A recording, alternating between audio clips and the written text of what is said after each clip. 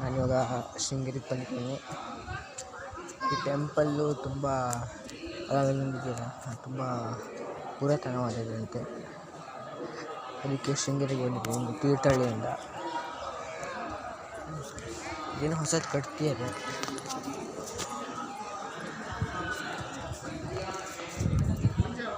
ತುಂಬ ಬಿಸಿಲು ಮಾತ್ರ ಇದೆ, ಕಾಲ ಸುಟ್ಟು ಹೋಗುತ್ತೆ.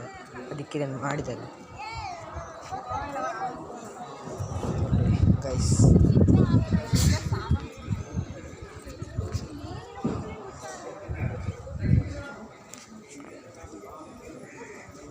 ನೋಡಿ ಗೈಸ್,